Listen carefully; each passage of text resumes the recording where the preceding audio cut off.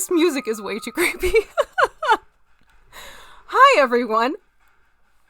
1 second. I can't. That's creeping me out. So we're skipping over the Demented London Bridge, and we're gonna go to Choir of Doom. I have a TeknoAxe playlist for his Halloween songs playing. If you haven't checked out TeknoAxe yet, do. I have permission to use this music, YouTube, so don't at me. But it's a good mix of different styles and everything like that. So hello to everyone in the chat. So good to see you. Mixonovixki, nice of you to jump in and say hello. I think I got everyone else already who has been chatting with me ahead of time. I already said it in the chat, but I absolutely love that I have people chatting with me at least a half hour before things even get started. So that is just really cool and fun to do while I'm sitting here kind of getting a few things finalized and everything like that. If you hear some odd that stuff, I don't know if you're hearing that, there's a little bit of a project happening in the garage. So the drill is going. You might hear that every so often. And then let me see what else. Oh, there is 2 more things. Well, actually 3. Number 1, the guild build for the Tabletop Crafters Guild, the one that I am running for this month. Hello, Mike Hawkins. How are you? That is going to be projects are due tomorrow at 11:59 p.m. Pacific time. So make sure you get that in if you're wanting to participate. I have been writing back to people. Got it, thanks. If you did not get that and you turned in a submission, please resend. It might have gotten lost somehow in the mix because things get forwarded to our email addresses, and sometimes those things get a little bit tricky. Second thing is I am still doing the giveaway for the 5 lucky winners, each getting a 3-day pass 2 packs unplugged. The drawing is happening Friday morning at 11:30 a.m. Eastern time. I will be announcing the winners on the live stream on Friday.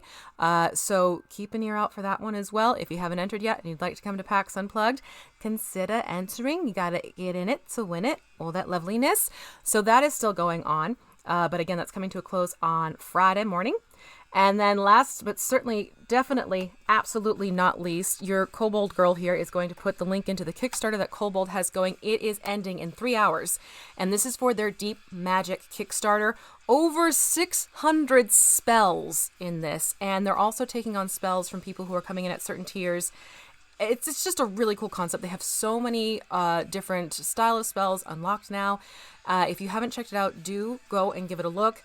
You know I love my Kobold stuff without fail. So this is one of those Kickstarters I am all for. Yes, please, go check it out. I don't think you'll be disappointed in any way, shape, or form. And it's really cool things, especially for those of you who are magic users and really into using your spells and everything as your magic self. So those are my big 3 announcements for today. And let me, I gotta jump it back up here so I can see what I'm doing. Let me bring him out. He was discussed. I literally have him sitting here over my shoulder. So Steven Troller is doing very well, folks. He's right here.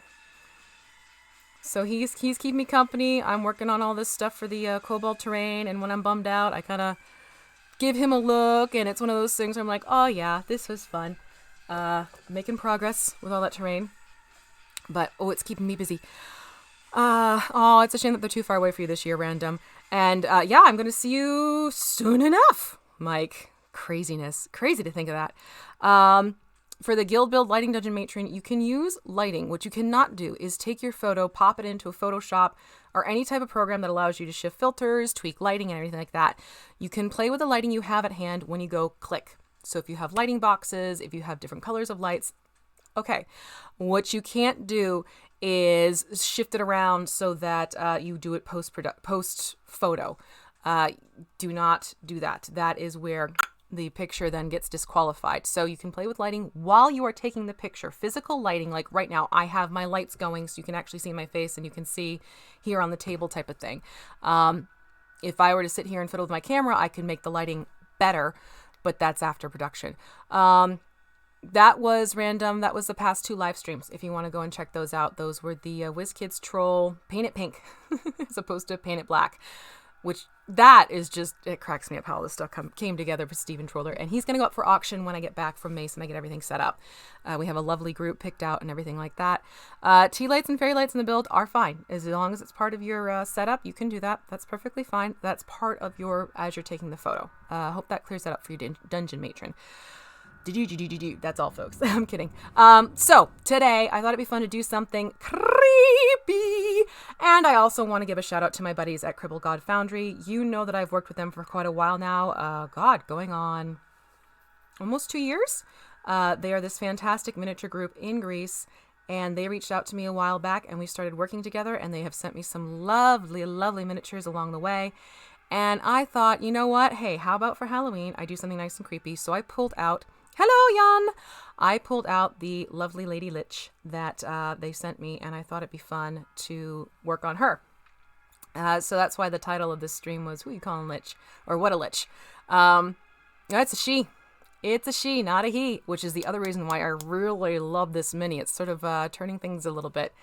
So I'm going to paint her up today. I have some plans with some colors from Vallejo, as well as some lovely color shift paints from Plaid. It's always out of focus on the table for those of you who are new, because as I get near to the camera, that's where I want the focus to be. I don't want it to be down there, because what good does that do that to us?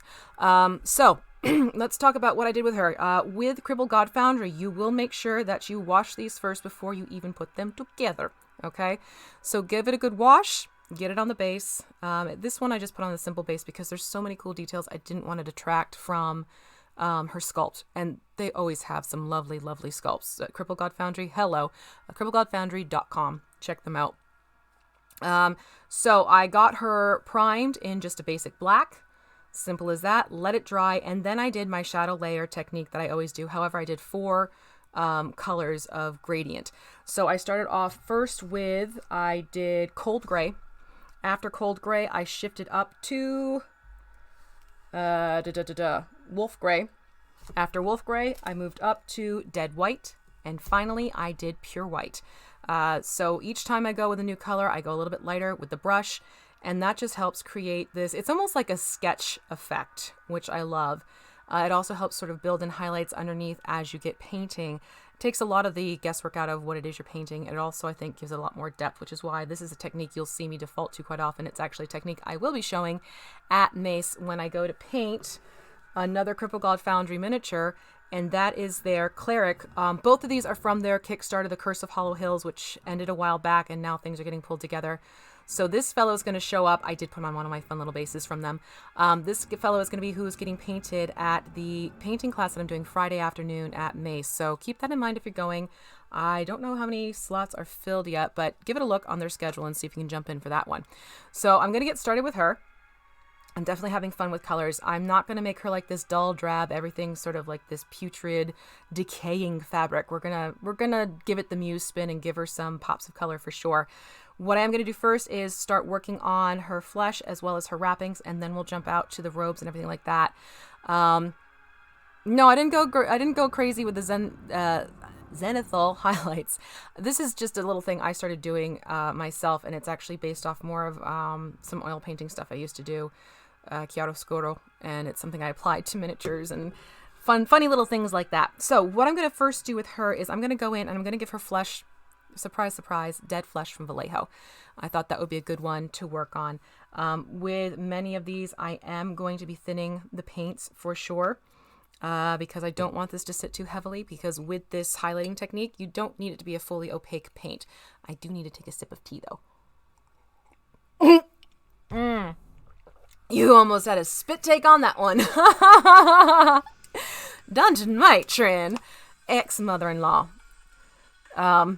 Is the X there because of the mother-in-law? That sounds like a story and a half right there. So I am going to thin this out. I actually like to use my airbrush flow improver. This is also from Vallejo. Why am I putting that away? I should keep that there for now. So I'm going to get going with this first. And I am defaulting to my favorite brushes, which, as you know, are those El Cheapy ones I got from Walmart. These guys with the fun little, these are the, what is it? I forget, Royal Langnickel, I think is how it's called. So all that loveliness. So going in, dead flesh, like I'm doing something here. I did put some, the paint is not in screen because the white of the plate flares things out too much for those of you, again, who are new. So right now I'm just mixing in a couple drops with a dab of the dead flesh from Vallejo. And I'm just going to put this on her face, on the areas where the wrappings are not covering the limbs. And then we'll move on to doing the wrappings and the camise underneath. And then we're going to have some fun with all these lovely flowing robes and color. It's going to be a little bit drab for our first couple rounds, but then the color's coming in and I can't wait. So, hello, Kelly. How are you, darling? So, yes, I am starting to get ready for Mace, she says, with like this. Yeep.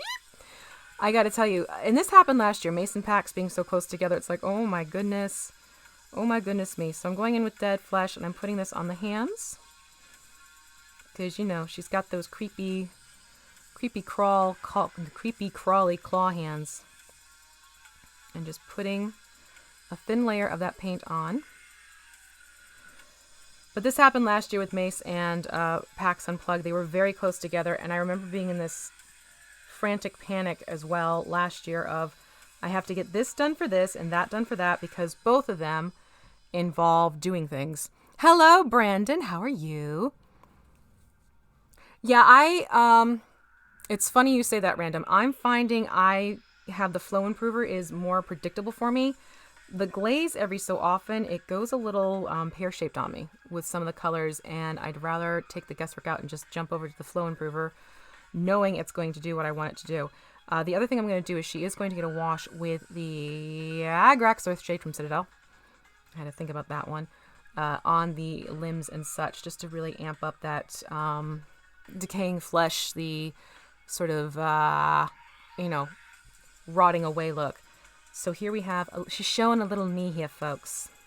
She's a daring little lich. She's showing a little bit of knee this season. So we've got to make sure we get that. Dead flesh on the knee, and she has some tootsies sticking out. Tootsie footsies. And again, just a nice thin layer. Letting that shadow effect, the highlighting that I did essentially, poke itself through. Let's see here. We have a couple little gaps happening. A little bit of knee is trying to poke out right there. I think that is, she's showing ankle too. Oh, she's daring. Joelle, there's no set race, so I'm not sure if she's Asian or what have you. She's just a pretty kick-ass looking lich. And again, I love the fact that it's a woman, because you rarely get that option with sculpts. It's usually they have guys as liches. Alright. Oh, I hiccuped a little bit. Let's move that a little bit. Okay, so that gets those limbs. I have to get this hand, and then I'll move up to the face. And we'll go from there. She's dead. What are the latest lich fashions? Well, from what I can tell, Dungeon Matron, the latest looks lately are flowing robes, lots of gold jewelry, and don't forget that ever-needed phylactery. How's that? That's every lich must need. Must have. Must need. Well, they do need it, but it is a must-have. How's that? Ha ha ha ha ha. It definitely has like a shoulder pad look, but I don't think I'd classify it as samurai. Also keep in mind, I think it was mostly men who were samurai, so that would be an interesting blending. I will say the guys from Crippled God, they are very good about pulling in nods to their culture, so I wouldn't be surprised if there is sort of a Grecian effect going on here with certain traditional garb. There are these beautiful, we'll see it as I get to painting it, but the headdress actually has coins that I cannot wait to paint up. The sculpt is stunning. This is one of those sculpts I have been hanging on to and I haven't touched, and I kept saying, oh, I'll get to it, because I just wanted to make sure, I'm trying to get this in an angle you can see, I wanted to make sure I could really devote some time to her. So I figured, let me get her started this week, and then that way, because next week is going to be pretty much, hey, Base Hunter, please. Okay, that I'm not too nuts about, that type of a comment. It's because this is what Crippled God has told me it is. That is how I know. But please watch your language. So it's one of those things I really wanted to make sure I got her started, and then since next week I'm going to be pretty much getting ready for Mace, I'm not going to be able to do my live streams on Wednesday or Friday. So I thought get her started, and then that way I could always finish her up when I do get back in November. And that way I have something sort of already in process and ready to go type of situation. Oh no! Why would they block that? That's bizarre. You know what, Random Man? If you are on Facebook, they have a Facebook page. So check out their Facebook page if you'd like to get a closer look at things. All right, thank you for the apology. Okay, so now I'm going in. And I am very lightly getting this dead flesh on her face, because there is some flesh on her face. She's very skeletal looking, but there is that rotting flesh, which again, once the Agrex goes on this, it's going to really pop it out, which I cannot wait to see happen. And I'll do the exposed teeth after that fact. So keep that in mind. I'm trying to keep her where I can paint her and you can see her. I'm trying to get a little bit up under the neck here. Nothing too crazy. Okay, so I think...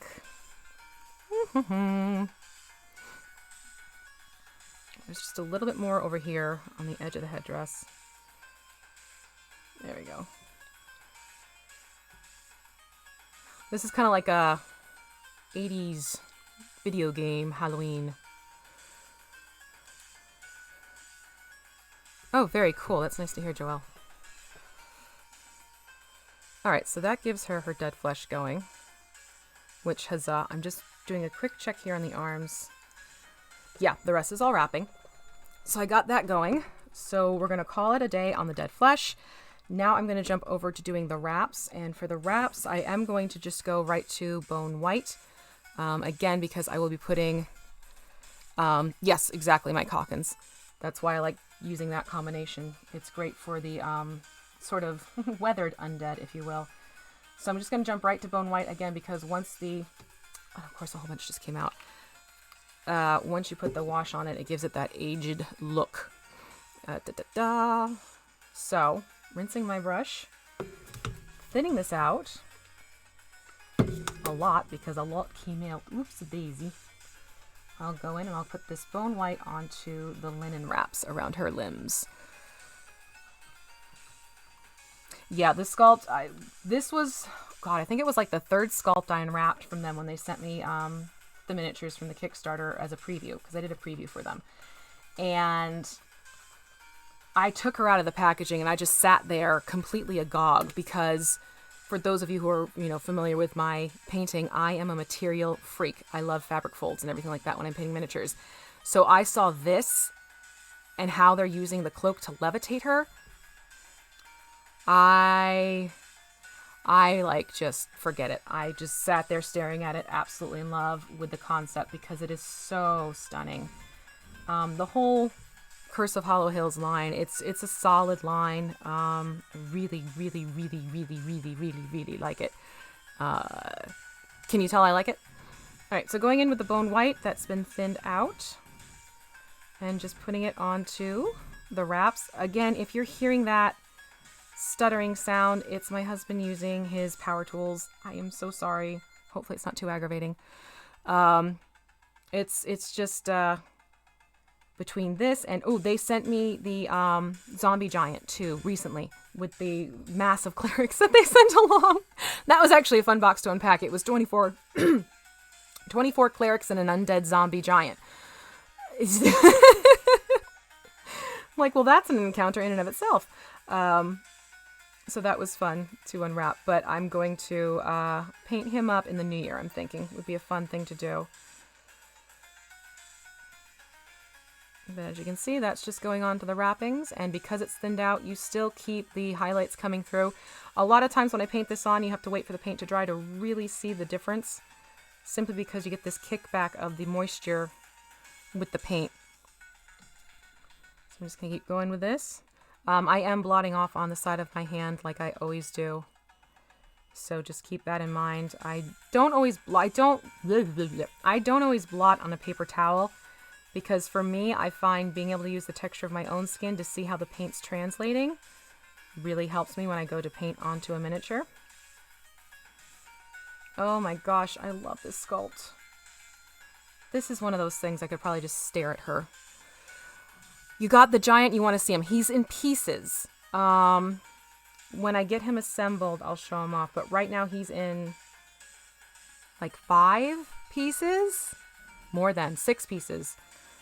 So it's kind of trying to show him off is going to be a little awkward. Because it's like, well, here's an arm. Here's another bit of the arm. And here's this portion. And here's that portion. But once he's together, you'll definitely get a nice close look at him.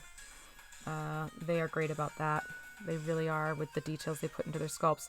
And these are also the same people who did the miniatures for the Guild Masters for the limited edition release. We really had fun with those minis. And I still have my set of the unpainted ones. How tall is the giant? I don't know because I haven't put them together. So I can't really honestly give you a height spec on him. I'm sure they have it on his website though. They keep it to the 28 scale, though, I will say that. Okay, get this on. What a lich. Really, what a lich. I love, love, love all these little details. Get this out of that bottle I keep knocking over. The giant is what sold you in the first place? Oh, that's good to know. There were that and the witch hunter. I think it's a witch hunter. The guy holding up the torch and the crossbow. I want to say it was a witch hunter. That miniature. That was another one I was just like, holy jamoly.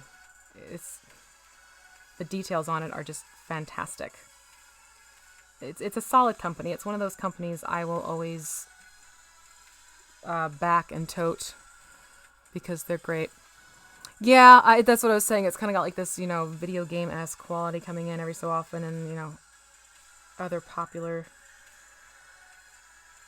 references. Okay, almost done with the wrap. It's a wrap on the wrap. Almost. But yeah, like I said, I wanted to have fun with her and have it where, yes, she has the bandages and the grody skin, but for the robes and stuff, I really just want to play with them color-wise. And then to sort of make them look a little bit older and such, I'll play around with a wash. I'm still debating if I want to go Nuln Oil or Agrax. Yes, they honestly, random, they have cool sculpts, full stop. They really take their time. They take a lot of pride in what they create and what they produce. So there we go with her bandages, which right now look a little fresh, but again, once the wash gets on them, that's going to be a different story. So now what I'm going to do is paint up this camise that's underneath. There's this headdress that comes around and ties in the front, but then there's sort of like this blousiness happening there.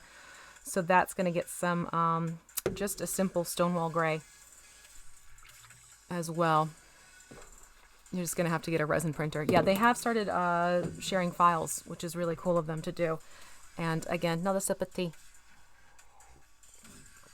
My allergies are so bad right now. I have like this chronic frog in my throat too. So if my voice gets gravelly, it's just, it's allergies. Simple as that. Okay, so again, Stonewall gray. I just need a little dot. Can you give me a little dot? Little dot. Yay, I got a little dot. Huzzah. Oh god, the details they put into their things are amazing. Like the mini V that they have of me, my logo is actually on a portion of the miniature itself, which I was just, not just on the base. There's a little Crafting Muse Crescent Moon M deal happening on her, and I loved it. I was thrilled to bits when they shared her with me. I was floored, and then they did the other miniatures for the guys, and that was just really fun to see. All right, so going in with Stonewall Gray, which this is also going to get the Agrax color wash put on top. So it'll look more like an aged linen as well. I'm just going to tuck it onto here. And then we're going to get started with some color on her.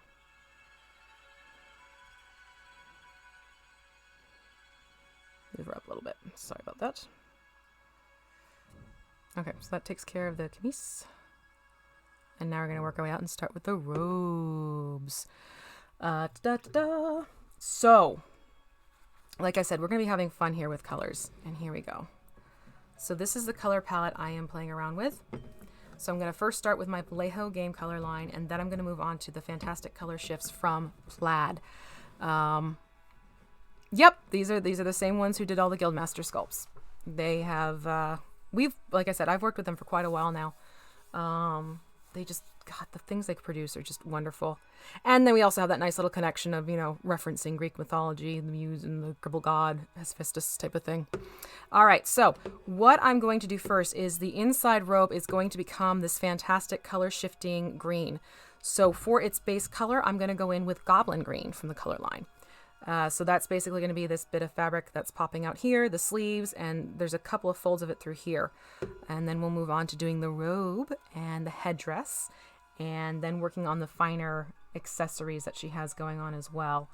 But I really just wanted to play up giving her some interest with the colors. So starting with this Goblin green, again, everything is getting thinned down using my airflow. Well, not, here we go. Using that. For the inquiring minds who want to know. And I am going to jump down to my little brush that has this funky little angle to the brush just because it helps me get into the better angles. I actually am happy about that. I believe they are.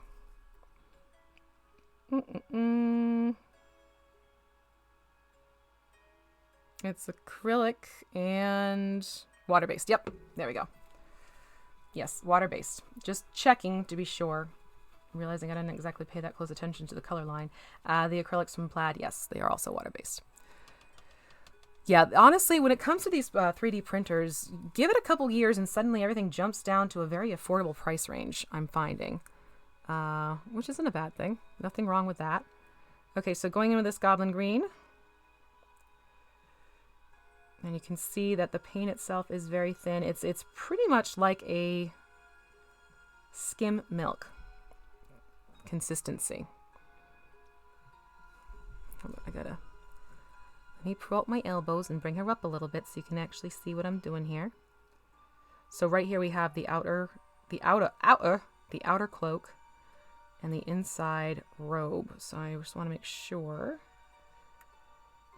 I get this Goblin green on without issue. Just being very careful at this point. Yes, Mike, that's what I just said. They are water-based.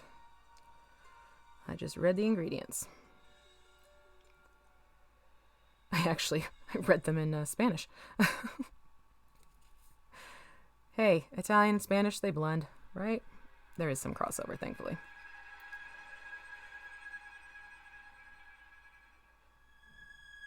Oh, but I love the details on her.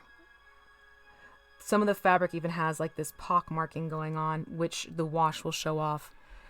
And it really, really works nicely with all the crevices and such. I'm going to have to turn her over. Remember, when painting your mini, take advantage of different angles. Makes it so much easier. But yeah, I wanted to give her this sort of supernatural, spectral-esque look to her. Yeah, basically magical, if you will. Which is why I wanted to get into the color shift paints on her clothing. I'm not going to do it on her wrappings or anything like that. This is more the clothes themselves have sort of this spooky glow to them. I thought would be a neat thing to do with her, sort of as a focus. Let's see here. Oh, you guys are chatty. Glycerin to thin the paint. There you go. Thank you very much, Joelle. You love Halloween, right? You love Halloween? Me too. I love Halloween. Edible jello brains. That's a riot. You really do love Halloween. That's awesome. I'm excited because Halloween we are playing the Dawnbringers, and we're all getting dressed up. So we're all going to be wearing costumes on Thursday evening over on Mini Terrain Domain. Come and join us and get some giggles out of it. Right now I got to be careful in here because there's some of the robe peeking through, but it's underneath a few of these lovely belt and scarves. So forewarning, I might get a little quiet because this is the other thing. When they get so detailed, you have to kind of play around with how you're approaching everything.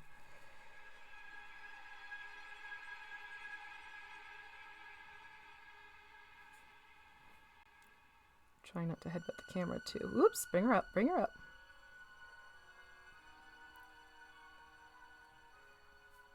There we go. I think that got the, yep, that got the zone there I needed to reach. Lich and tie-dye robes, oh dear God. Mini Terrain, he is on YouTube, but we stream off of Twitch, and then later on, the videos on demand will go onto YouTube, is how Jake works it. So to watch us, you want to go to Twitch tomorrow night. We start around 8:30 p.m. That's Mini Terrain, TERRAIN, domain. And you can catch myself, DM Scotty, Nerdarchist Ted, Megan from Dice on Ice, and Jeremy from Erasmus Expeditions. It's a wonderful thing. Hold on, I have a little something. Where are my tweezers? Oh, right in front of me. Here we go. Let me grab. There's a little something sticking out here. Let me just grab it. Hold on. Will it let me grab it? Let me hear.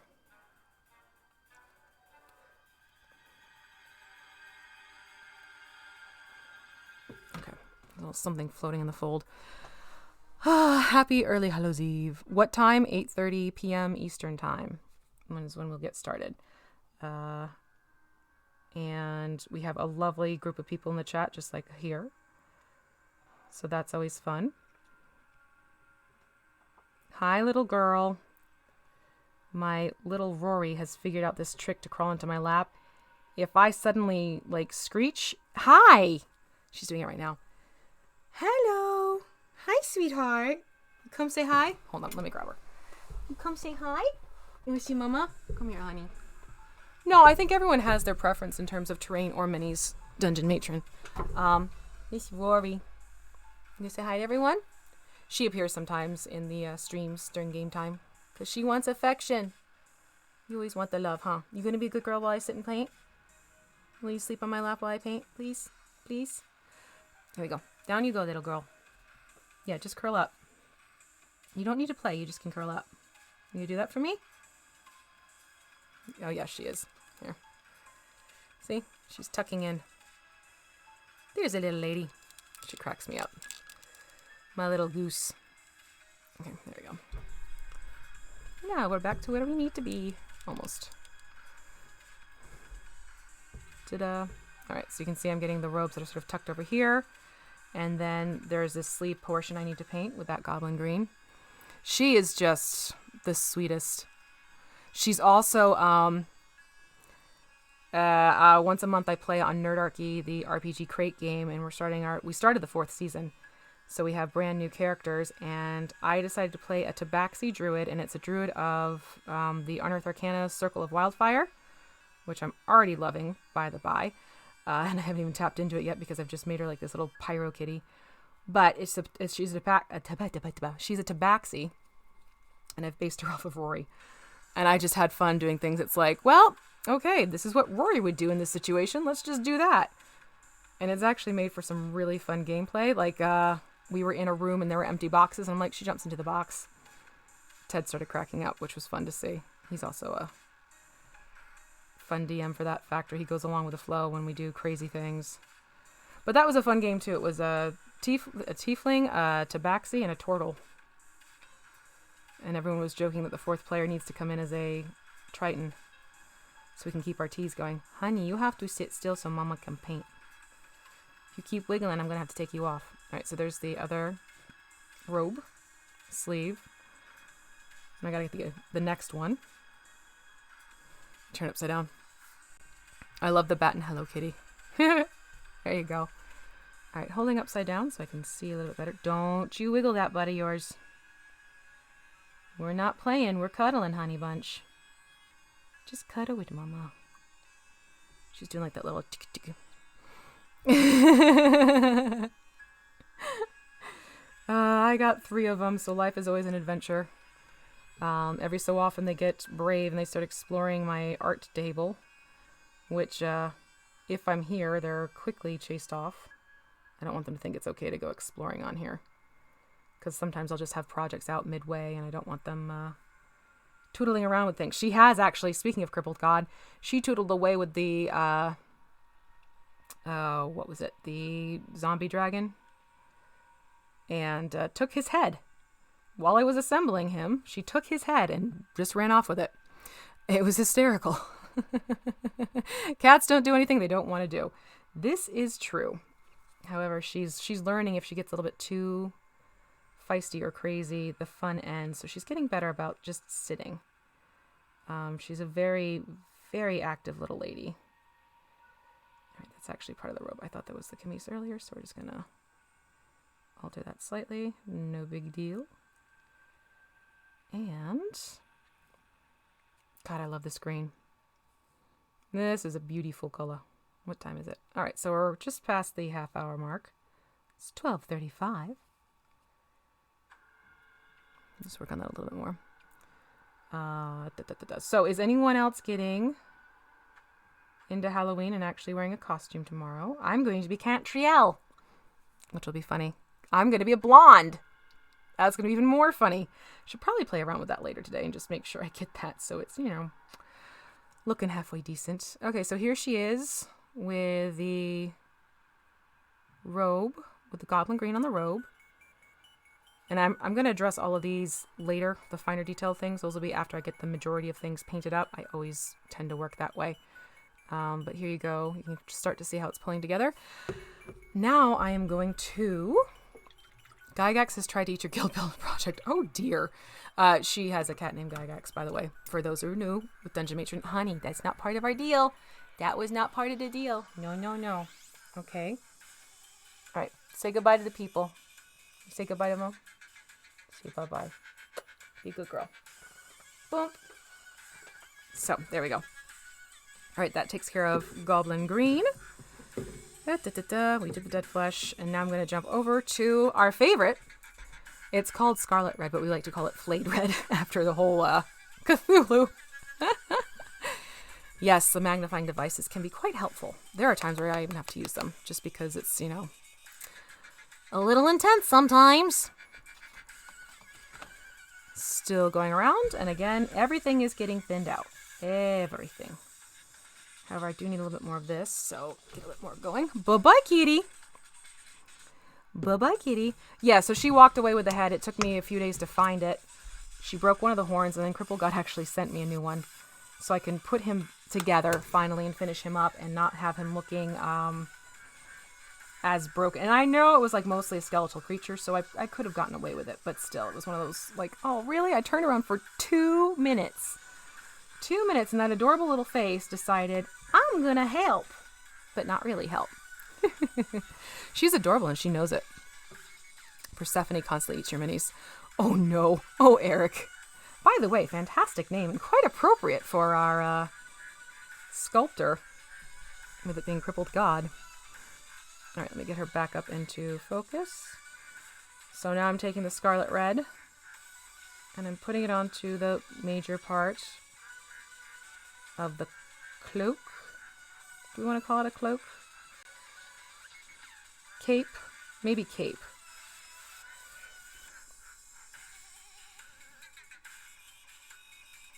This is like some spooky techno. I might actually jump it though, because that one little sound effect just... Yeah, I can't deal with that sound effect. That's going to bug me. Changing music. Sometimes that industrial screech just makes my head start wigging out. Can't focus. Brad, what you could always do is start first with reading glasses and see if just that little bump up helps. There are these crazy apparati that you can purchase. Scotty does have one he recommends. I think he's even done a video on it. I would check out his channel, The DM's Craft, and see if he has a video on that one.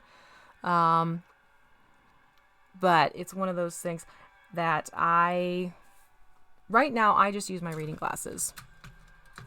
Why I just look at the microphone? So my reading glasses, I'll use that when I really need to see up close. But in terms of like a set pair of magnifying glasses or gizmos out there, I don't have any recommendations. But Scotty does have something he does really like. So check out his channel here on YouTube. I'm pretty sure he has a video for that. I really am. In terms of the dilution, that's always why I describe it as the consistency of certain foods. So for this, I'm aiming to get it to a skim milk consistency, which means I sort of put a few drops of the airflow improver to one side of the color, and I'll gradually bring it into the color until I finally get what I want in terms of consistency. It just is sort of a way to take out some of the guesswork. And I also find that oftentimes you can have a formula set up, but especially for me because I'm in a basement, that formula goes right out the window as soon as I have a change in season and we switch from using an air conditioner to the furnace. So again, I look more for a particular consistency to know I have what it works, as opposed to X amount of drops to this and that. And that's why often when I'm trying to explain what I'm doing for certain things, I'll say about this and about that, but always make sure it's like either like a heavy cream or chocolate syrup or maple syrup. That's another one I will use as a reference for consistency. So hopefully that helps you there.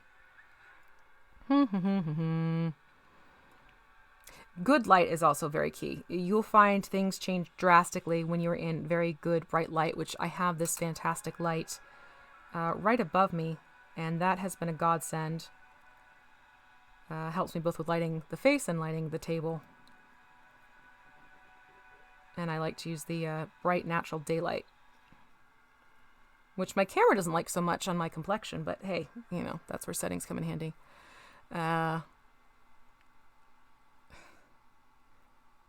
So yeah, just, you know, it's going to be a matter of playing around, working with the paints, getting a feel for them. And with time and practice, you'll start being able to eyeball what it is you need to do. So that's kind of my advice for you with that in terms of mixing things. Take it a little at a time. Remember, things are going to shift and change. It's just the way it is in terms of natural humidity in the air and time of year, all of that goodness, and see what happens with it. Vampire cow. Oh, funny. Is that because the cow got bit by a vampire bat?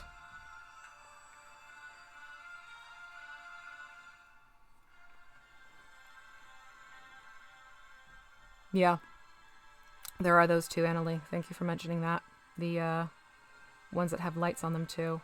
The thing that Scotty has, it's an apparatus that fits on your head. It has lighting on it. It has, like, technical term, the chicka things that happen over the eyes so you can change the magnification.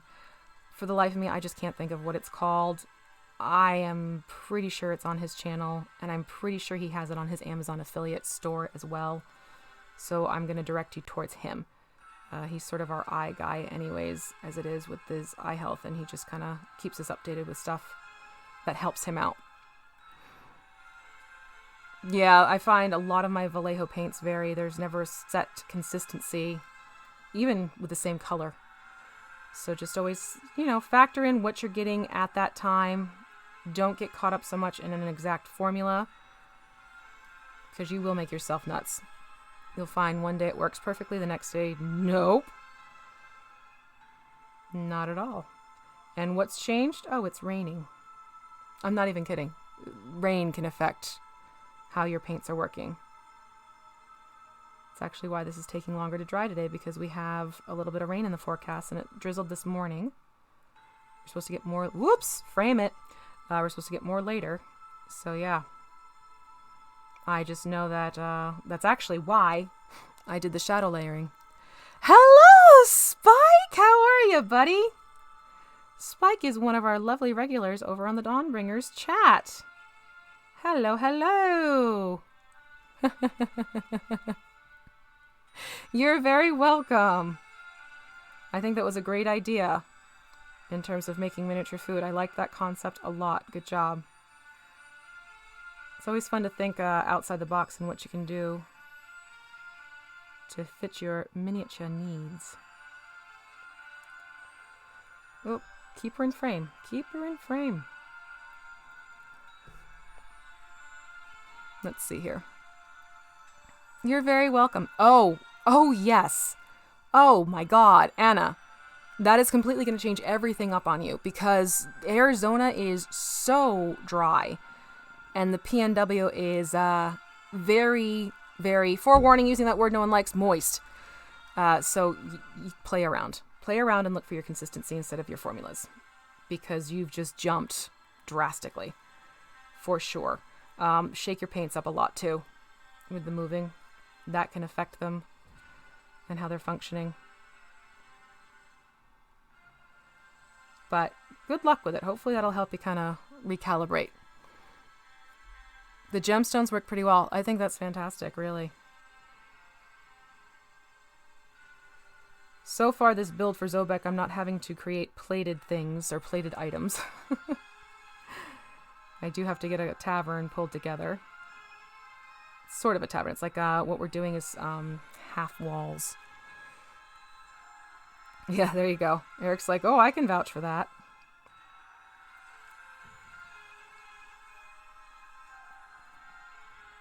Oh, I'm loving this red. Scarlet red is always such a great color. I'm a sucker for it. Obviously. Obviously.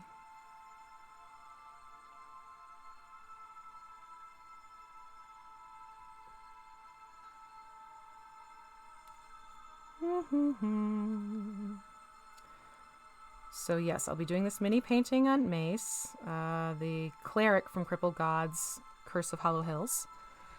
And then I'm blanking on PAX, there's the other convention. Like there's another one I'm going to. At PAX, I am doing a Wormling miniature with parent and child type of thing Sunday.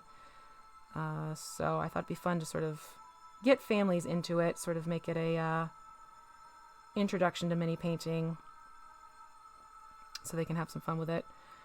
I like that PAX turns their Sundays into a family-friendly mode. So I thought that would be a fun thing to nod to that. I do have my other two workshops going. Those are terrain-based. So that'll be a fun thing to do as well. Realmsmith did ask if I could paint with them. However, my schedule was not conducive to what theirs was. It just completely conflicted with what I have to do and what they had going in terms of their time slots. So they will be there doing painting classes. I will not be able to join them simply because I have other things happening. It was my own workshops and the panel that I'm on, quite frankly, that jumped into what I could and could not do. So there you go. And if you are going to PAX, do be sure to stop me and say hello. Every day is different in Texas, yes. Oh, very cool, Spike. Very cool. No, it's fun seeing what people are creating and when they share it, what they've done based on what they're seeing. I appreciate it. It's nice to know that a little something here or there is literally inspiring people to do different things. All right, I'm going to get quiet for a second. I need to think.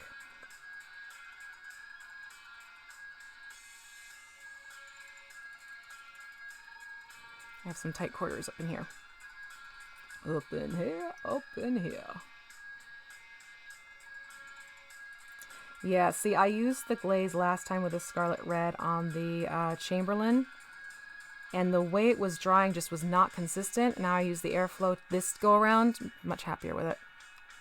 Much, much happier with how that came out. The red is far more consistent in distribution. So it just goes to show you what works for some may not work exactly the same for others. And you just gotta do what works for you. That's why I always recommend what I do. But I'm not going to say you must do it my way because, first of all, ew. Secondly, I find it keeps people from being willing to experiment because they get in their mindset they have to do it this way as was told. When it's always good to keep growing and experimenting and trying out new techniques and seeing what clicks for you. I mean, for the longest time, I wasn't doing that shadow layer stuff. I was doing the, okay, you put the first color on, then the other color, and then you do the wash, and then the highlight, and it drove me nuts. I wasn't happy with how things were coming out, so that's why I just started fiddling on my own and pulled this together.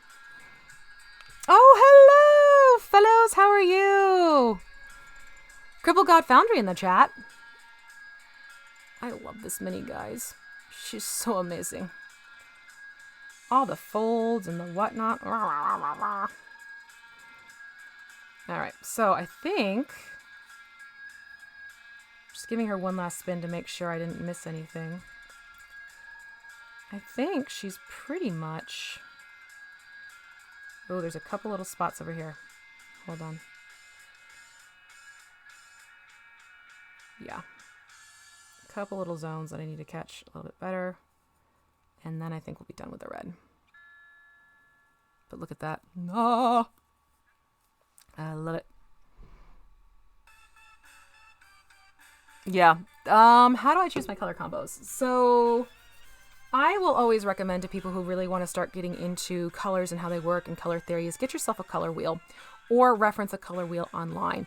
I grew up with them. My mother was an interior designer. I literally had, you know, a dining room filled with swaths of fabric and color wheels and samples and stuff like that. So for me, color selection has become innate. I just kind of know what colors work together and what complements and what contrasts and that type of situation. If you look at a color wheel, it gets you set up so you can look at different colors and see what colors on either side of it that would act as complements and what's working across it that would be contrast. Green and red contrast each other. Like they work opposite each other essentially on the color wheel. So I know that putting those two together would be eye-catching. It's just a fun thing to put to use, and it is very helpful for those who really want to get into color play. Is it an absolute must-have in your mini painting arsenal? Not if you just want to sit and have fun and try different things out and see what colors work with each other. No. I'm not going to say get yourself a color wheel. No. But I will say I do find it something I will recommend because it can be helpful. How's that? Does that work? Chill time. I love chill time. What is chill time though? It's taken me quite a while. But all right, so cloak is done, robe is done. I want to get her headdress. So the headdress I'm going to do in the lovely ultramarine blue. Again, because that's going to get a cool color shift on top of that. This is very Munsters. Yeah,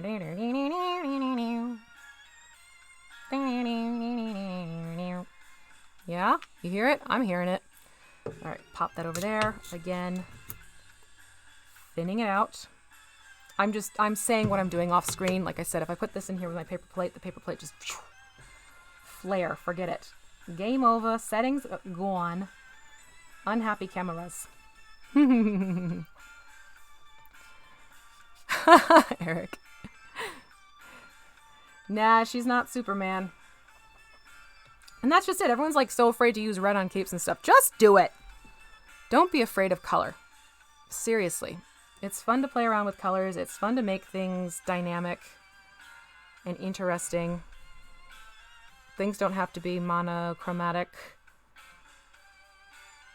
type of situations. All right, so I'm taking this ultramarine and I'm putting this onto the bits of the headdress. She does have some hair that's poking out right through here, which I am going to address in a little bit. If not this week, then not next. Then the week after. Jesus. Holy moly, I'm having a hard time keeping my head on straight with all this stuff happening. No, tones do come into play. You have your warm tones and you have your cool tones and you have your neutrals. Those will absolutely start affecting each other. You will find that sometimes if you put a warm with a cool, things get muddied. So be careful with your undertones. If you have things that are more of a bluish tone underneath, try and keep all your colors in the cool tones. That is something I will make a point to mention, that yeah, you do want to be careful with your tones. Hold on, I'm thinking. Was that hair that I just painted? It may have been a little portion of it. I can still fix that with the color I'm going to do for the hair. Wrong trope. There you go. So,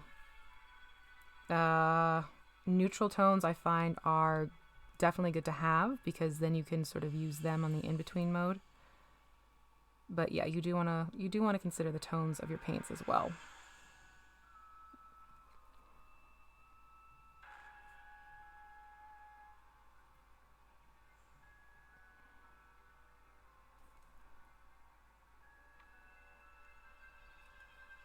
Here we go. Just getting this onto my headdress. And again, this has been thinned out. And you can't see it happening. It happens as it starts to dry. Every day you wish you paid attention in art class. Yeah, if you mix those together, you do get some... That's just it. That's why if you mix your tones together, you get more of the murky modes. Have I seen the lycanthrope undead? No. I have not. Guys, I'm telling you. The things you fellows do. I can honestly say I have not witnessed this. Ooh, it's a free download. Even better. Even better. Unfortunately, we can't do links in the chat because of one bad apple spoiling the bunch situation a while back. But if you want to... guys, if you want to tag my page, tag the Crafting Muse page on Facebook, then I can track that down and I'll share it. All right, hold on, I'm trying to find the best angle for through here.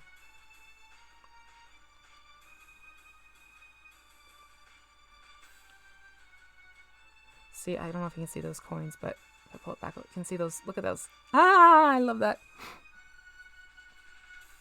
Yeah, I like just to use colors in general. The cleric is getting a green cape, like a beautiful emerald green cape for the mini painting class at PAX. So I'm excited for that one. That is her hair, correct? Yes, it is. And that was a little bit right there too, but oops, I can fix that later. Okay, so I think that gets the headdress. See, I just wanted to have some fun with the colors here. And once the color shift starts going on, that's also going to change things around a little bit.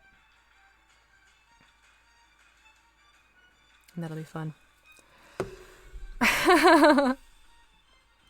I haven't gotten a chance to pull that together, Dungeon Matron. That's coming on the flight down to Mace.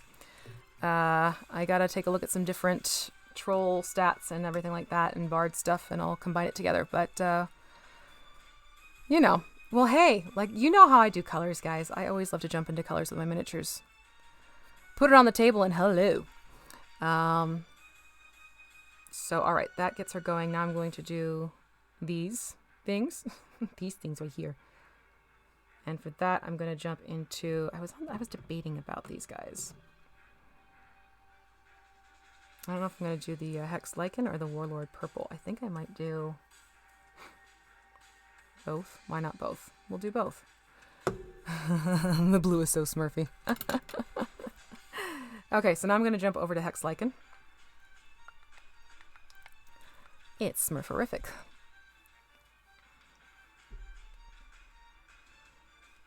This definitely needs to be thinned. This came out almost like the consistency of toothpaste. All right, we're coming up onto the 1 o'clock mark. Not too bad. That means hopefully what I can do is get the color shifts going on. And you'll see where my brain was going with all these things. And then I can do the wash. And then what we'll do is when I come back from Mace, that second week in November, I will work on doing the finer details. Need to make the right... Oh, yes. We'll be working on the band. We got to get the band together. Forget back together. We just have to get the band together. All right. So what I'm going to do is I am going to talk to myself out loud. Is that thinned out enough? Yes, it is. All right. So I'm putting the Hexed Lichen onto these little sashes.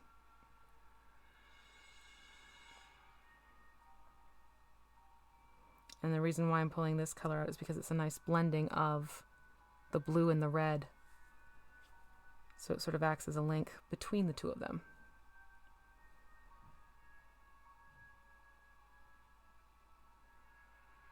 And the funny thing is once I get her all brightly colored up and everything like that, I'm going to purposely toss on some wash and it's going to mute it down. Not completely. You'll still get the sense of the colors, but it's not going to be, you know, like dark greens and grays and browns. Lich Smurf. Maybe Gargamel would have been a Lich. What do we think? I could see him being a potential Lich. Smurfette's essentially a golem, right? Stephen Troller and the Yard Gnomes. Oh, that's funny. That's a funny one. Okay, that. Oh, and then speaking of kitten, she knocked this over and I don't know where that piece went. This actually has a piece that trails out further. But that is also gone because I had it up on the table and she went. And yeah.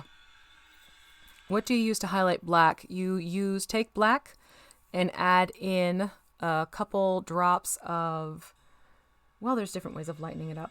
But you could go in and lighten it up with a couple of drops of a gray, or you could do white if you really want to make it drastic. But that's kind of what I take a black and I lighten it up, and then I'll go back over with it. You can also have fun and do things like taking a darker blue or a darker purple. I'll do that as well. It's more like a homunculi. Oh, you know, go check out AJ, the Mighty Glue Stick. He had a thing about Smurfs. I forgot about that. Go look at that if you want to have some fun with Smurf theory. I'm not even kidding. Legit is something that has happened. So we'll do that. This I want to give it like a fun, kind of treat it almost like their shoulder armor. So I'm going to make those metallic for sure. That'll be fun. All right. So that's it for the Hexed Lichen. Now I'm going to do Warlord purple and do it on the center bit right there. Is the game plan. You're welcome. Doodaloo. I'm always happy to answer questions while I'm painting. Always, always, always. Provided they're not too up close and personal. I will veto some. Save versus Ket. Too funny. Now, this is actually kind of thin enough on its own, so I'm not, I hope I don't regret this, but I am not going to thin this one. Yeah, this is pretty thin on its own. Came out of the bottle nice and runny. I think that's why I don't use that color this much. Or I don't use this color that much. Let's reverse. That's a bit too much on the brush. Since this is so watery. There we go.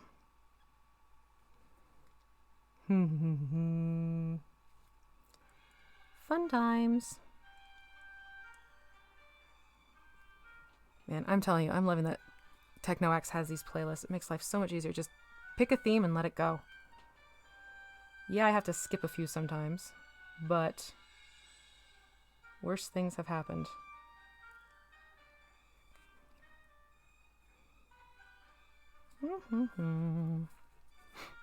Gygax attacks.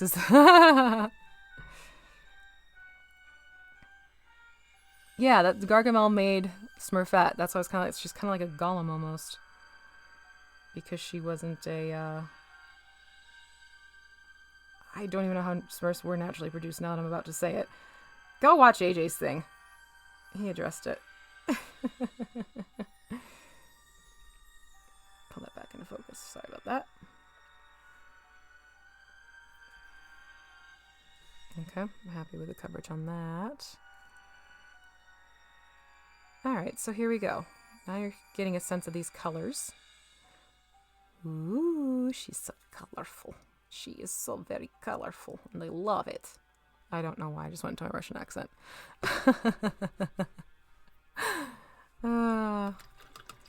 Yeah, I'm telling this Lich sculpt is just, I love. It's wonderful. Guess they love the emerald green I like to use. And you're attracting them. That could be the problem.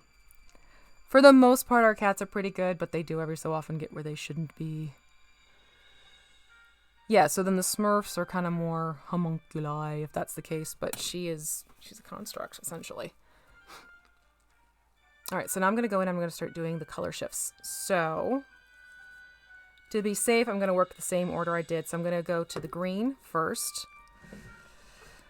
And for that, I'm using the Ceramcoat from Delta. This is a plaid product. and I'm using their green. And this is a fantastic shifting medium. I love how it has you can see it here now. It does a teal to a gold to a red to a green. It's really, really cool. Really, really very cool. Mostly eggs. Oh god, too funny.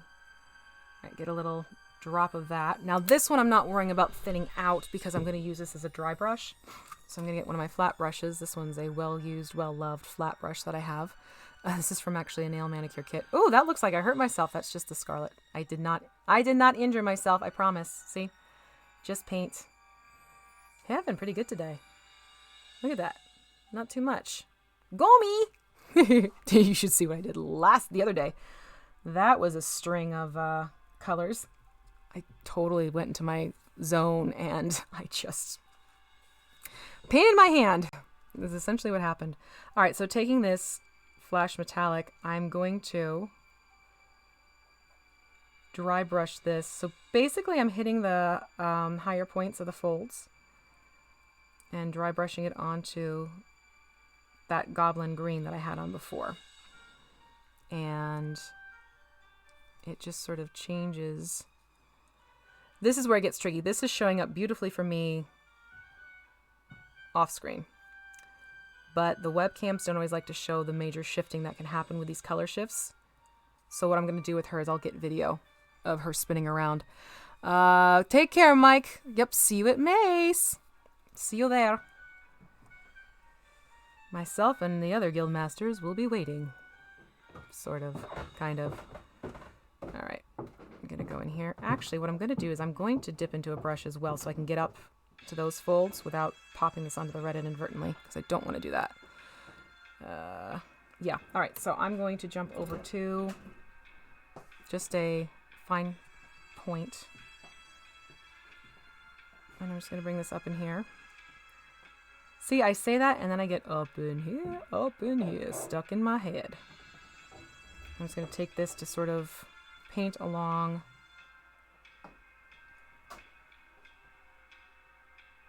the folds more. Now we're getting super intense. Yeah, that's a lot easier. Let's do that. That's a lot easier in those tight corners. So you kind of get the start of it right there. You see that shifting into the gold color. It's just the webcam's not picking up the full range of what's happening right now, which is bummer, but trust me, it looks really cool. Like really, really cool. Really, really cool. Yeah, with all these angles, I'm going to have to go in and hand brush, it looks like, for a good chunk of this. Okay, so that gets it in that section. Yeah, I love using the color shift. No. Honestly, my computer, because I use a laptop, it can barely even handle, if at all, the 4K files I have for my GoPro.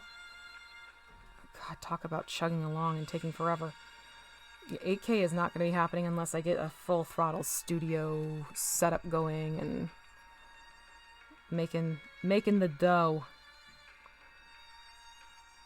Alright, gotta turn upside down. A mani-pedi? Nah. There is a spot right there I want to get. There we go. Ta-da! But yeah, I love this color shifting. It's so much fun. But absolutely do need to go in with just an individual brush and hit those folds. This is too tight quarter to get everything like I want to. Oh, but what fun. It's okay, Anna.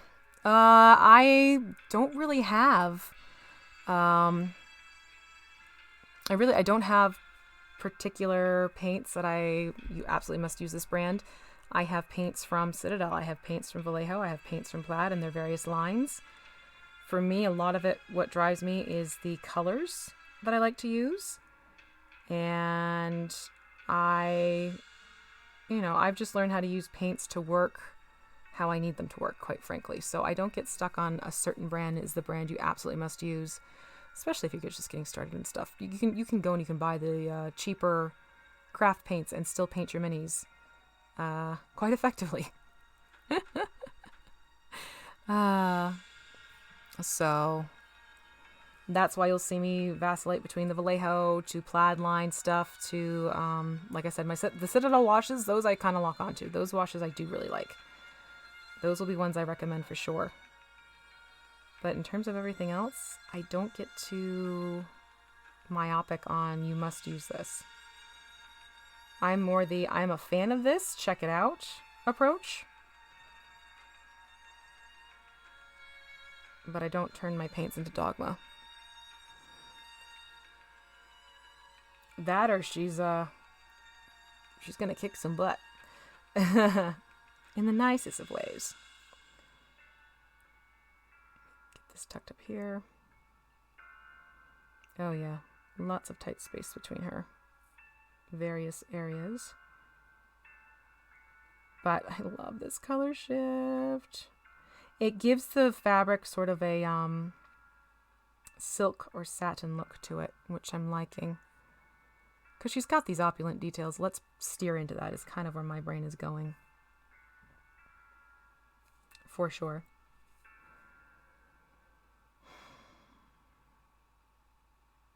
Hold on, I have to do a reset on my focus. Ah! I find that happens sometimes. Like you've been staring at it for so long, you go cross and you're just like, okay, hold on, need a blink. Need to close my eyes for a minute. Okay, yes, I'm very much liking what that's doing. Look at that, isn't that fun? It's also why I'm not going to bother highlighting because this sort of creates its own highlights as you do that. Yeah, you know, raise her family.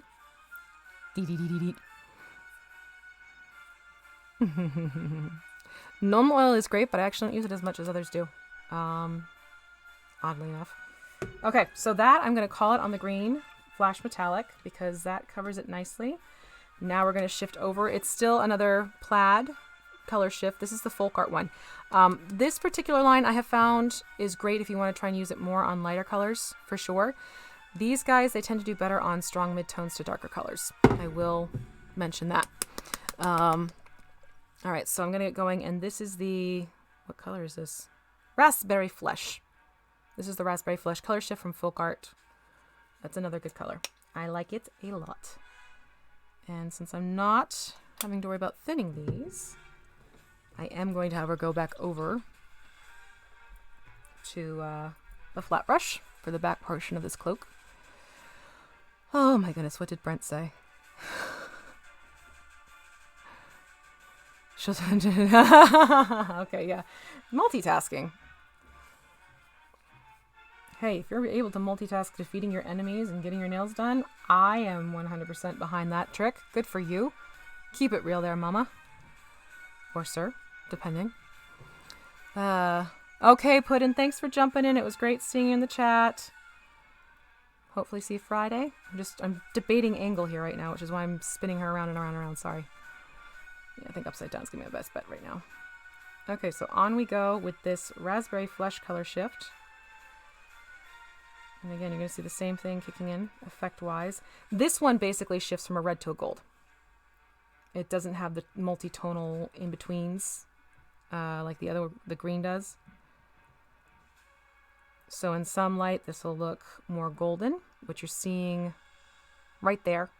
And the others will be more red, which you're seeing right there. So I like it. It's a fun little play on colors. Oh, hello, chipper music. Oh, cool. Yeah, I like Agrax. Agrax is my workhorse shade for sure. Let me pull her back up into focus. That might help.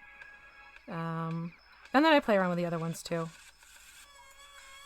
Seraphim Sepia is another one that I like to use a lot. I mean, I just had to replace my Gnome oil, and I was already on like my second bottle or so of the other two. And I got them all at the same time originally. Hi, little girl. I can feel you pawing me. I feel that little paw on my knee, little baby. You gonna nap? What are you gonna do? Rory is back on. She's got this little perch underneath my table. So she's back to that little tap tap mama. Okay, I'm gonna switch over to using that brush again. Yeah. Oh, cool. Yeah, I love the effects these create on minis. It's just so cool.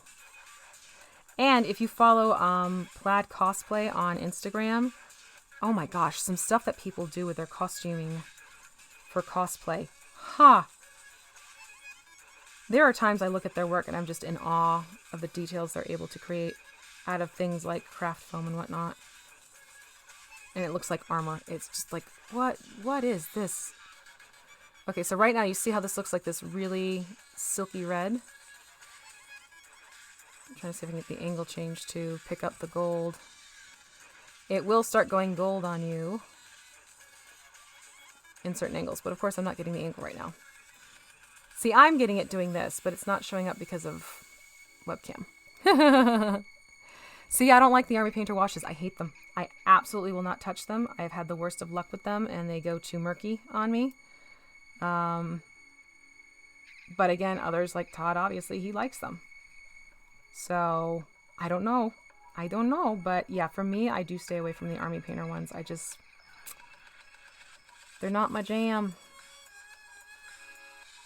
It's not that particular wash brand. I do have other things from Army Painter that I will use, but the wash, not so much. I actually downgraded my Army washes to terrain use. Like, you know what? You can go on the terrain. I'll still get use out of you. You won't go completely to waste, but you're for terrain. And I normally don't use my miniature washes on my terrain. Okay, we are back to that sound I can't stand. Bye. Let's see here. Check out D&D Beyond, Annalie, and see if there's some more for Tabaxis with that one. Or cat people type of situation.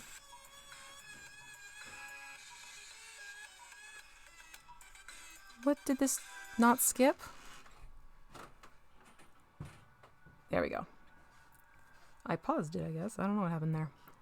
So yeah, just taking this raspberry flesh and again painting it through, dropping my brush, painting my arm. Oh, cool! Now I have this fun little shimmer going on.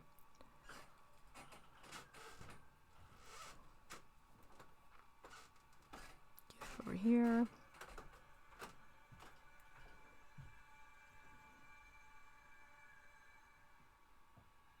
Yeah, I'm getting all these, it's not picking up the camera, it's making me nuts.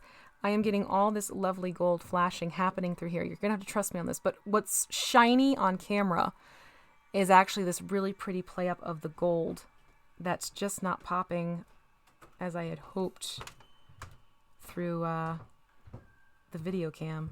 Real life, it's looking, oh, so cool. Oh, so very cool. But, webcam-wise, not so much. Being a little, shy, we'll say. It's a shy color shift, a little bashful. I do want to make sure I get this on the edges, though, down here.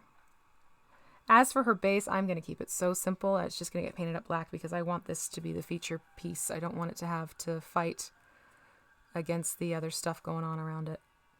Yeah, basically, where this is shining, like it looks like it's wet and glossy, that is a gold. Which, oh, if I block that a little bit more, maybe. Oh, it's tough to show this off. It's so subtle that it's not being picked up by the camera, but it really is a gorgeous, gorgeous, gorgeous gold. It doesn't. I have done washes on this and it does not reduce it. If you get super heavy-handed, yes, it could. But a single wash really doesn't affect it that much. Which I found with my beetle. Oh, but I do like that. It's basically, I mean, the washes don't really affect metallics that much. They're essentially a sort of metallic.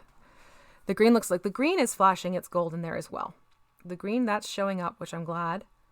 That's showing up on camera. You're getting it all through there. But the gold and the red, it's kind of playing more as a... looks glossy as opposed to shifting color. It's there. I'll take pictures. I will take pictures so you can see it because it's actually quite striking with the gold and the green and the gold and the red. They work beautifully together, quite frankly. All right, so now we're going to go back to the Ceramcoat. I'm going to shift over to blue violet, and that's going to go on the headdress. And then we're going to keep marching along the other ones. And we'll call it quits on her for today after I get the flashes on her, or the color shifts. Yeah, the green is showing up on the camera, the red is not.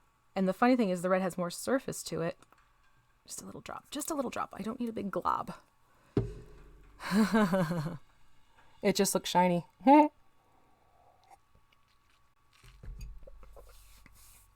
Yeah.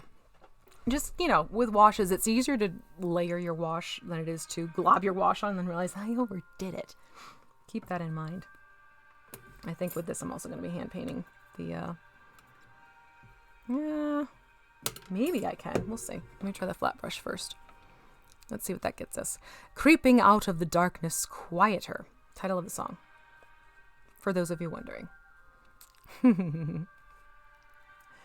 Okay. So Headdress is getting the violet. Was it blue or purple? Blue-violet. I'm just going to gently, kind of like I'm giving her a pat on the head. Oh, I can get in here with my flat brush. That works. Probably could have just pulled from the cap. I did not need that much paint at all for this. I'll do that for the other two. So that gets the headdress going. So this has a little touch of lavender into a blue, like a sky blue. And a very subtle touch of gold. Very subtle. Subtle. All right, I'm going to switch to my other brush to get to the front because there's no way I'm going to be able to take that. Yeah, exactly. It's easier to put more on than it is to pull off too much. That's a given in any type of painting. A little goes a long way. There we go. Oop. So that gives me my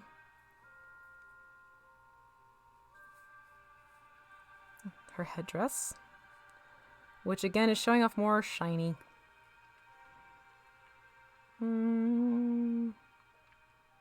It's looking silvery, but it's actually it's a very pretty lavender tone. Very pretty lavender. Even though the camera's making it silver. Curse you, webcam. Oh no. It happens sometimes. It does. It happens to us all. With the washes kind of going a little rogue. Alright, now I'm going to use the purple on these little bits. And then I'm going to use this plum flesh on the center one. And I'm just going to take the cap off because I really don't need that much. See, this is a fun. Look at that. You get the purple, but then you also get the sky blue, which is why I like using this one. The prime started off as a black prime, but then I did my shadow layer, Anna, where I do a gradient dry brush of grays to bring out the details.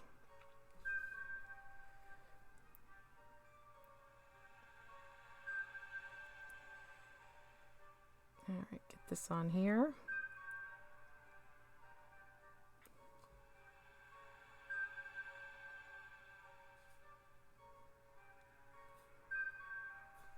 Now this color shift, this did the same thing with the scarab, the Umber Hulk that I did as a blue scarab beetle instead. See, you get that great pop of the blue in some angles and that pinky purple in the others. Isn't that funny how sometimes their effects will show up on the camera and others won't? But this is showing true to what I am seeing. So I get the lovely flash of the blues to the purples. So that one wants to show up and play. Hooray. The other, not so much on camera. It is doing it in real life, but not on camera. Harumph. So the nice thing is this plays off of the headdress, and it plays off of the centerpiece, and it plays off of the cape. Which is why I wanted to put that color in there. You can see, yeah, see, it's doing its thing. Work it, girl. It's just fun stuff. Yep, isn't that funny? That's why I say you're going to have to trust me with the red. It is doing what I say it's doing. It's just the camera's not playing well. Okay, and then I'm going to finally jump over to purple flesh, or plum flesh. Ooh, come here, honey. That's the color shift from folk art again. And this one, similar thing, but it has some red that's thrown in too. Isn't she? She looks like a royal lich. I love playing around with that. Oh, wait, no. Cap. What am I doing? Cap, cap, cap. So you can see what's going on here. It has some of the gold. It pulls in like this mauvey, reddish pink, and then it goes to the purple. So really like colors of plum. It's aptly named, let's put it that way. Let me just rinse my brush. Thank you, Random. Yeah, I walk you through how I got everything going. And this always goes to VOD right after I hit the bye-bye button.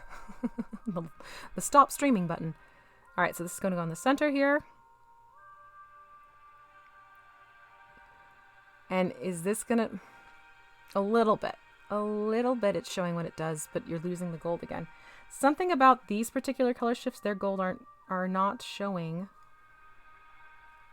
Their golds are not showing. That's what I want to say. On the camera, but they're showing in my face. I'm looking at them. And it looks very lovely. But it doesn't want to pop up on the camera. What the heck-a-necka? What the heck-a-necka? Alright, so that... Look at that, 125. So this is where I'm going to stop with her. We've gotten our color shifts on top of our base colors, which I wanted. And then when I get back from Mace, I'll do with you in the chat as we hang out together, I will go back in and I will do the detail work here. We have some hair, we have the headdress, the coins on the headdress to do, these lovely shoulder pads, everything like that. And the belt, because the belt has some pouches on it. Pull it into frame, V. There you go. So you have these pouches that I want to paint up as well. So there's a few more little detail-y things that are happening here that I want to address with her. But for now, she's going to sit nicely on the side and wait patiently for her next little bit of spotlight time. But I really love how she's looking. And then the Agrex is going to definitely go on the wrappings and the blouse and the face and the flesh, basically. I'm debating if I'm going to do washes. I don't know. I'm going to debate that. Do I want to keep her nice and vivid? Do I want to drop her down? I have time to think about it. That's the nice thing. So that is it for today, everyone. Thank you so much for joining me. Don't forget, you still have that chance to do the Kickstarter for Kobold Press for the Deep Magic. Over 600 spells. Those of you who are magically inclined with your PCs, do check it out. It's absolutely wonderful. There's so many wonderful things that have been unlocked along the way. So check that one out. Then we also have, there is still the giveaway going on for PAX Unplugged, where I have 5 3-day passes for 5 lucky winners, and each one gets a 3-day pass. So if you want a chance to go to PAX Unplugged and have the entrance be free, essentially, enter to win. See what that gets you. And then what else do we have going on? The guild build. The build pictures are due tomorrow, 11:59 p.m. Pacific time. Enter at table.craftersguild.com. Okay? That's your email that you need to remember. So get that in when you can. And then what else do we have going on? I will see you on Sunday for the last air. And then after that, next week, I'll be off and doing things for Mace. So next week, I'm going to be a little bit quiet. Make sure you find me on those socials. You have me on Twitter. You have me on Instagram and Facebook. And obviously here on YouTube. So take care, everyone. Have a fantastically wonderful and safe Halloween. And if you do Goosey Night, Cabbage Night, Mischief Night, whatever you want to call the night, if you're doing that, be smart. Don't do anything I wouldn't do, and I wouldn't do much. So there you go. All right. I think that's it. I think that's everything. So I'll see you Friday. I have some more Kobold build stuff going on, and I'm going to show you a little way I'm doing some stone walls. So we'll look into that one. Yeah, I think we're good. So take care. Be good to yourselves and to each other. Bye-bye.